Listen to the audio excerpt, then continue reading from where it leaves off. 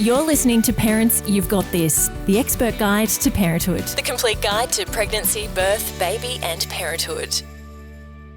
Sleep is one of those big challenges parents face, particularly in the first year. On average, a parent loses 3 hours of sleep every night. So that's 133 nights lost before a baby even turns one.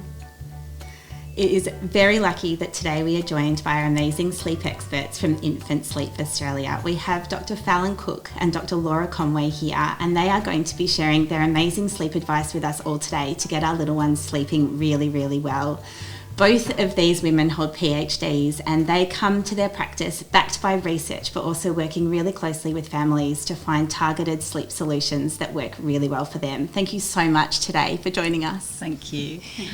We thought we'd kick off with the first question all around newborn sleep. What can parents typically expect from their newborn in regards to sleep?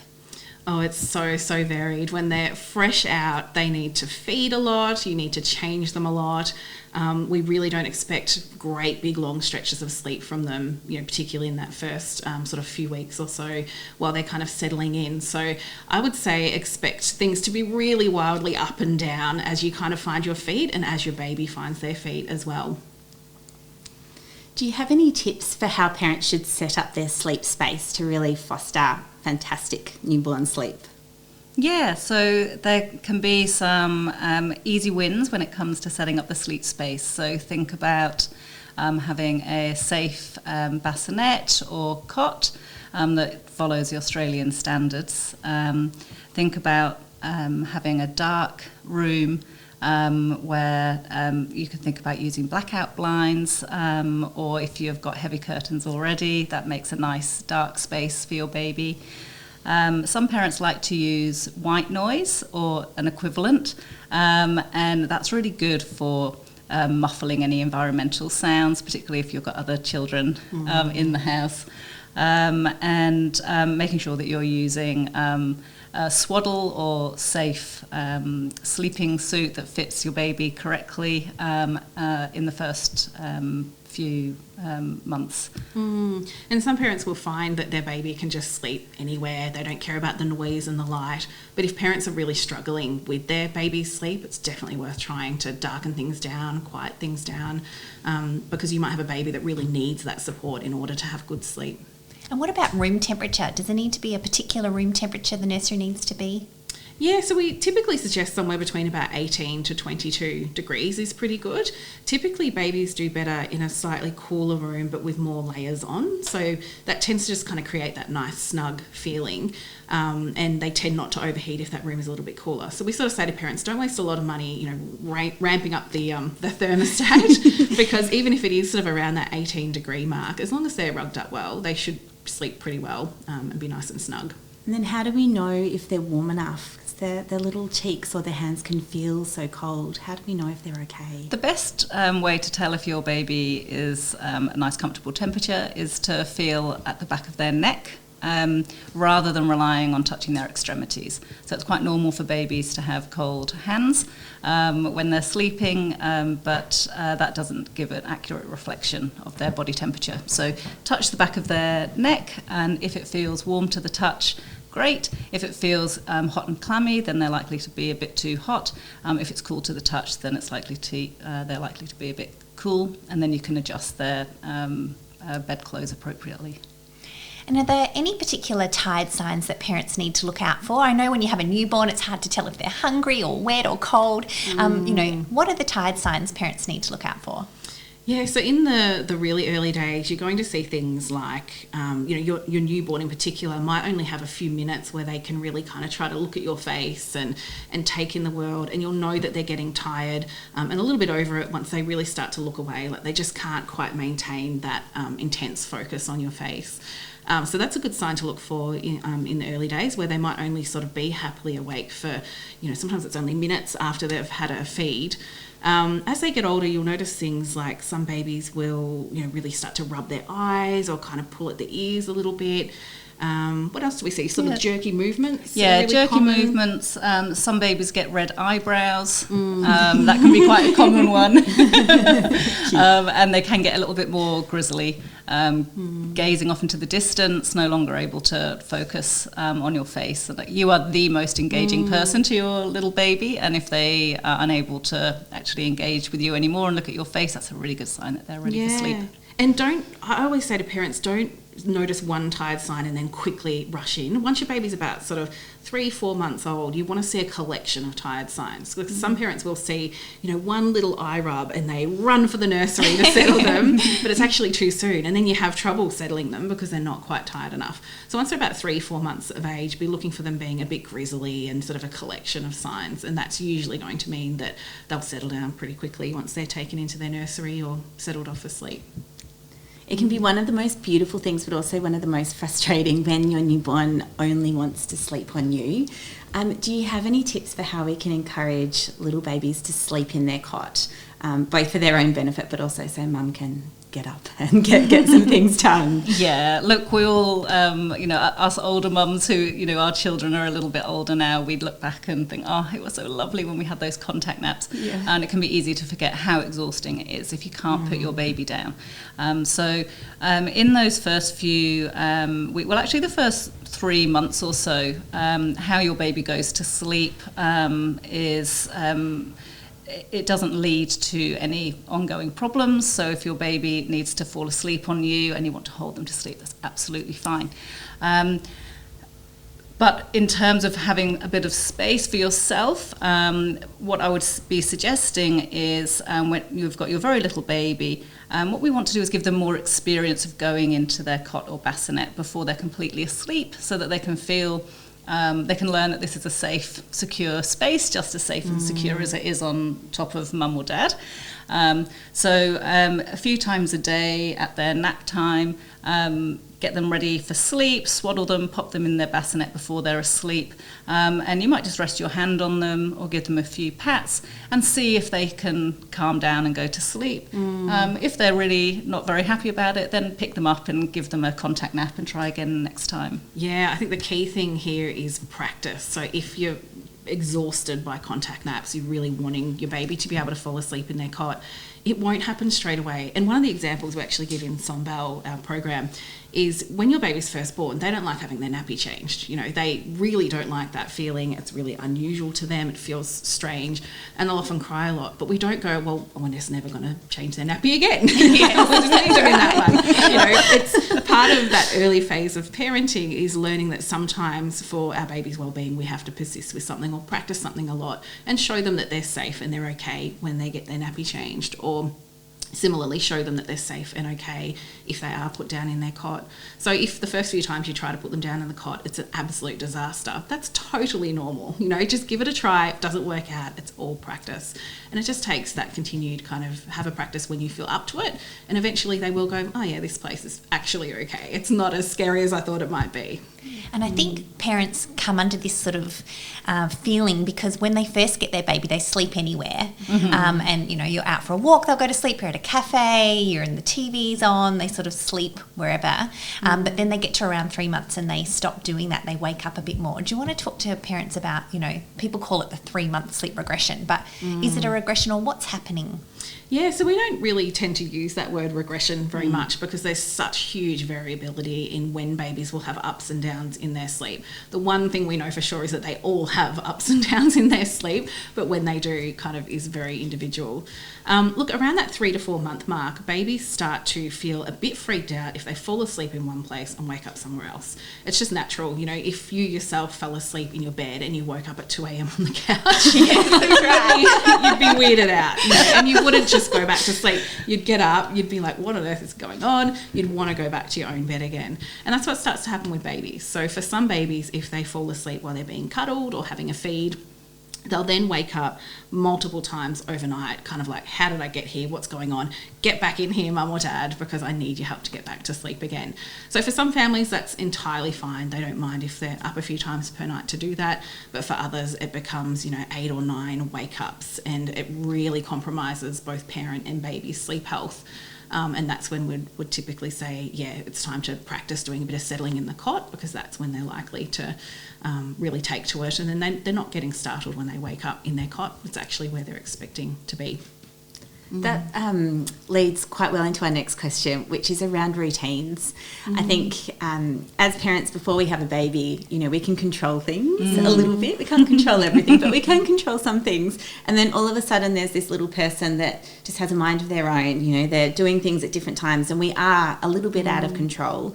At what sort of stage do you suggest to parents that it's a good idea or it can be helpful to start looking at some form of a routine? Yeah, well, in the first month or so when you come home, really your baby's so small, like Fallon has said earlier, sometimes they're actually only awake for a really short period of time.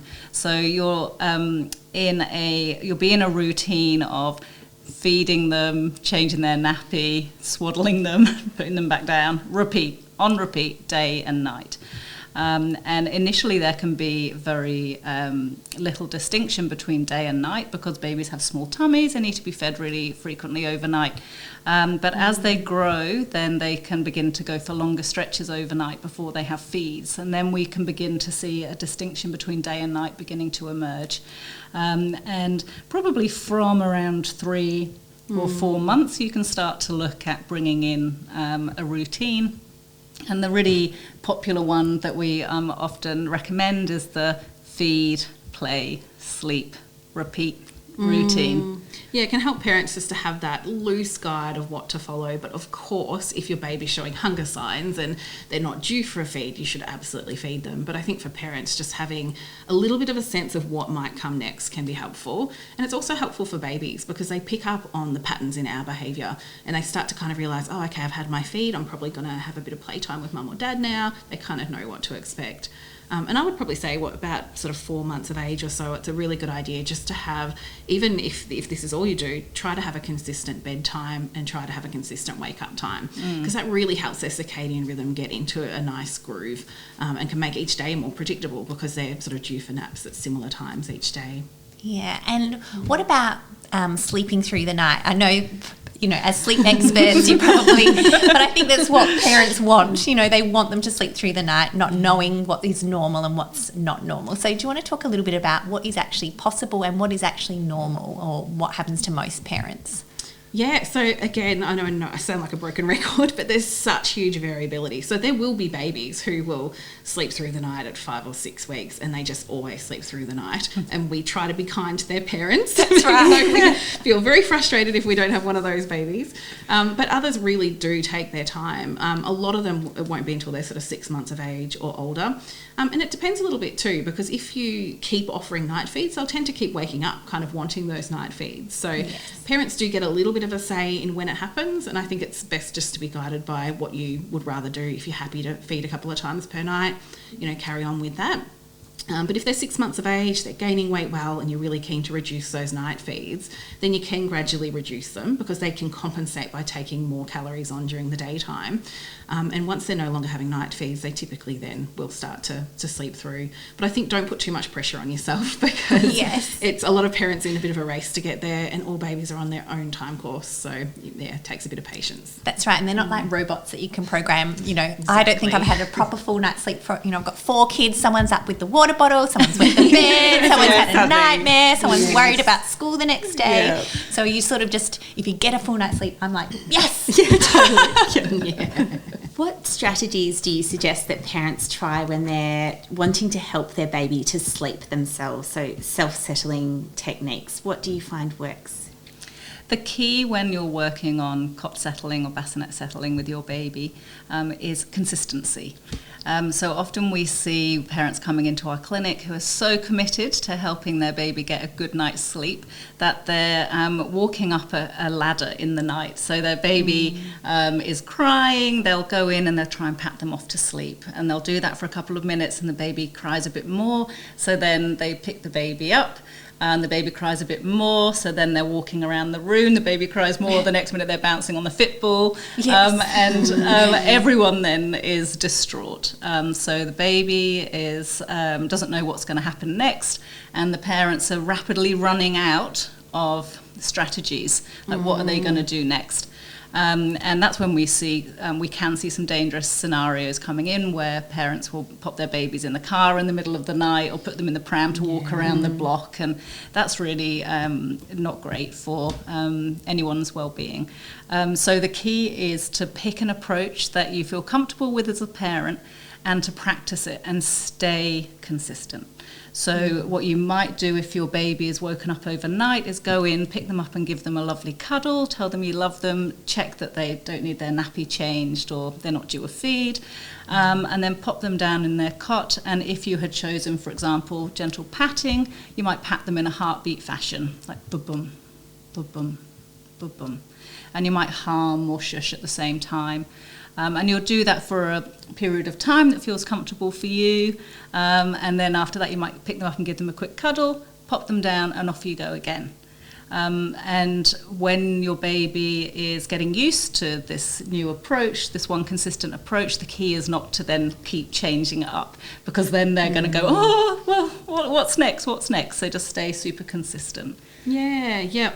And I think it's really, a lot of parents are sort of trialing lots of different things because they think, what's the magic thing that's going to work this time? And I think it's really important to keep in mind, especially as babies are kind of heading towards 1 year of age, they're so clever and switched on. So if they don't want to be in their cot and they notice that if I really, really ramp up my crying, all these different things happen, then they might start to feel motivated to actually just go straight to an almighty shriek in the middle of the night, thinking maybe that's what will get me out of the cot or maybe into mum and dad's bed or wherever it is they might be hoping to go. So definitely just choosing one approach and just gently persisting with that. Yeah, like Laura said, break it up with some cuddles and things along the way. Once they're used to that bit of support to get back to sleep in the cot, it's pretty easy then to just phase out the padding, do it a bit more gently, gradually start to move out of their sleep space until they're managing that whole process on their own. And what about sleep deprivation? I think all parents at some point get sleep deprivation. There are some lucky ones, but even in those first few, weeks and moments where they're waking up and going back to sleep, how do parents deal with this sleep deprivation? Any tips?